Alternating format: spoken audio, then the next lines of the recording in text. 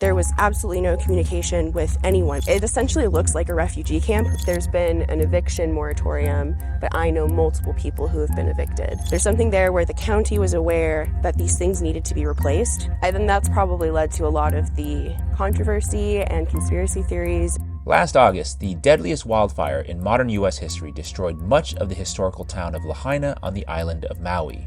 MG, wrong turn! Wrong turn! Oh no, guys! No, we have to leave!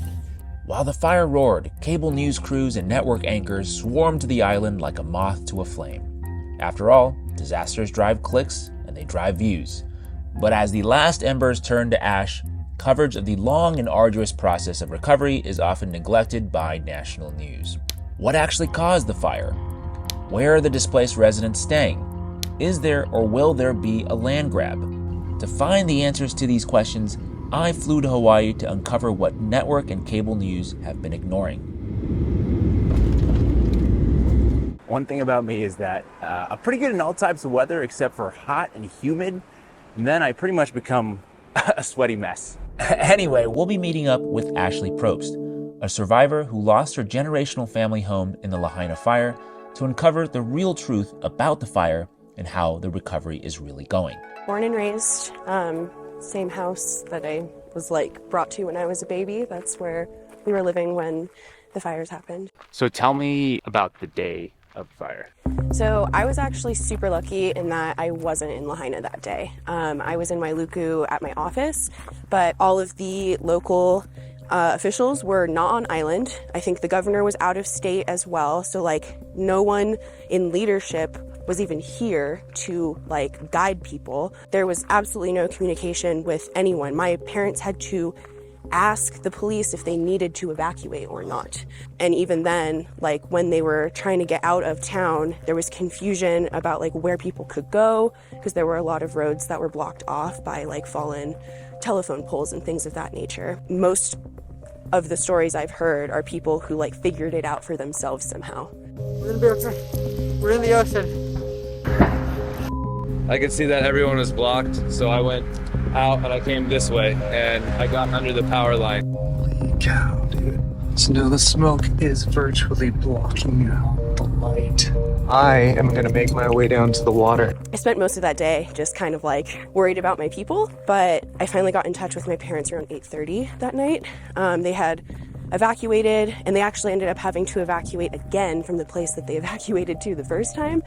But so they finally ended up with me in Wailuku the next morning, very early. And then that's when we found the aerial footage. The school is gone, this church is gone, this restaurant's gone, all of Lahaina is gone. And I was just not wanting to believe what anyone was saying. In total, the Lahaina fire burned through more than 2,100 acres, destroying or damaging more than 2,000 buildings, most of them residential homes. Official reports also indicate 100 people perishing in the fire, with another 6,000 residents having been displaced. Where do you live now? I live here up in Kula. I am, again, one of the lucky ones here, just because I happen to have friends who had a room open up in their house right around when everyone was displaced. So I got housing very quickly, but there are still thousands of residents who don't have housing right now. Some of them, including a friend of mine, are in hotels still, but have been being moved around and given very little notice of when things are going to be shifting. Documents that were just shoved under people's doors that were you have 2 hours to get out of this room. And they'll always back it up by saying we'll have a place for you to go.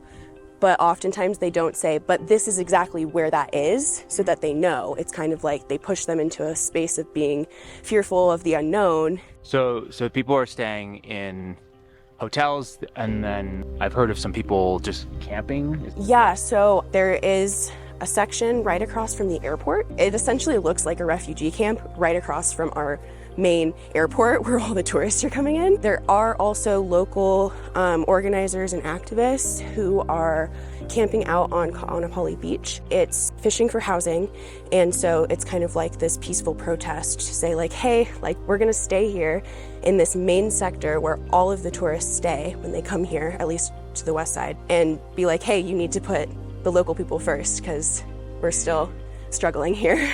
On top of the frustration of not knowing what's going to happen and not seeing any results 3 months down the road, there's just so much uncertainty. This isn't a vacation for us. It doesn't feel normal. Getting shuffled around doesn't feel normal. And I think I can speak on behalf of our community that's being temporarily housed in hotels. We want stability. So what's the biggest challenge for people who have been displaced? Like, what's the main stressor? Is it economic? Is it psychological? I think it's a mixture, and it's different for everybody. The economic aspect has definitely been a huge stressor, and I think the stress around like the unknown and like not knowing like when we're going to be able to rebuild, or like the sporadic information dumps that we get from government officials, and it's like things will shift so quickly, so easily, and I think that that's been a huge stressor for people as well, is just kind of like not knowing what's going to happen tomorrow. And a lot of people, especially on the west side, they worked at the hotels over there, and like they're not necessarily ready to go back to work and have to serve tourists when they're still mourning their losses. Lahaina was like a huge just like mecca for all of this beautiful historical and cultural context for not just Maui but all of Hawaii. So I feel like the loss of that has been really, really hard for a lot of people, especially those like me who grew up there. Like, this is like my home, this is where I'm from.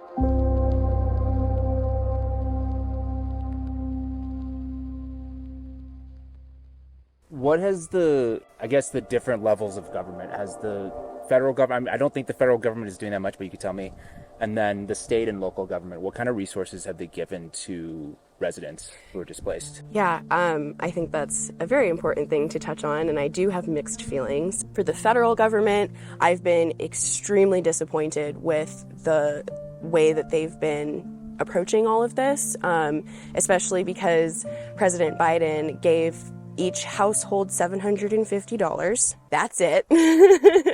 And is sending all of this money overseas, which is kind of like mind-boggling to me. Between January 24th, 2022 and October 31st, 2023, the U.S. government gave $75 billion in foreign aid to Ukraine. Annually, the U.S. government also gives Israel approximately $3 billion in foreign aid. But President Biden has recently been requesting $14 billion in additional assistance to Israel to aid in their war on Gaza. In comparison, the government and other nonprofit agencies have put up just $500 million to help provide interim housing for thousands of people displaced by the Maui fires. The state level, there's been a lot of like feelings of talk and no action. Like, there's been an eviction moratorium, but I know multiple people who have been evicted. And that's both on the west side and even up here. A friend of mine in Haiku recently got evicted. And so it's like, there are these things that they've said that are being put in place, but then when something happens that goes against that, no one really is held accountable.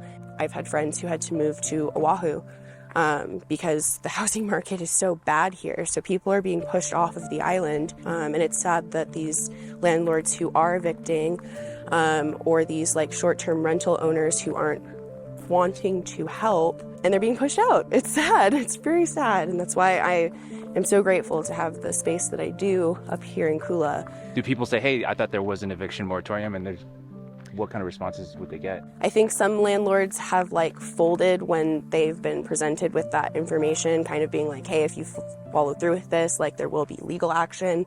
But I think most people have been like, you know what, if they're going to do this to me, I don't want to live here anyways, and I'm just going to go. Hawaii's Governor Josh Green has reportedly been furious at real estate speculators trying to buy up island real estate on the cheap after the wildfires. I've actually reached out to our Attorney General to explore options to do a moratorium on any sales of properties that have been damaged or destroyed. And so you will be pretty poorly informed if you try to steal land from our people. But despite the governor's promises to locals, the Honolulu Civil Beat reported that in his 2022 gubernatorial campaign, Green raised more money out of state than any other candidate in the race. According to the paper, in Hawaii, out-of-state donations are legally allowable so long as they amount to 30% or less of all of a candidate's donations. Governor Green's out-of-state donations? they magically amount to about 29.3% of all of his campaign funds. Coincidence? I think not. OpenSecrets.com also reported that real estate was the leading industry contributor to his 2022 campaign. Comparing rhetoric to financial contributions, one doesn't really need to wear a tinfoil hat to raise concerns about a potential land grab. Jesse Wald, who operates a real estate firm on the island of Maui, recently mentioned on his YouTube channel that he's been approached by several individuals interested in selling the land where their homes once stood. He also presented records indicating that properties in the area affected by the Lahaina fire in August have been sold at significant discounts. In regards to the various conspiracies put forth as to what actually started the fire in the first place, it seems like the likely cause is the same as it always is: corporate greed turned negligence. The end result, inevitably, will be some sort of land grab whereby the rich get richer and the poor get poorer. Going forward, like what would be the ideal balance between business, tourism, and the needs of locals? I think we need to have more focus on agriculture here and the things that we can grow, utilizing what we have on this land and honoring the land that we live on as well. And of course, having tourism supplement that would be better than having it be tourism be the main source of our revenue and then these other things just be extra. According to a research paper published by the University of Hawaii in 2022, the tourism industry makes up approximately a quarter of the state's economy. On any given day, about 15% of people in the state are tourists. The paper also noted that agriculture, the state's former specialty, has disappeared almost entirely. If you don't live here, what's the best way to help people who are still displaced?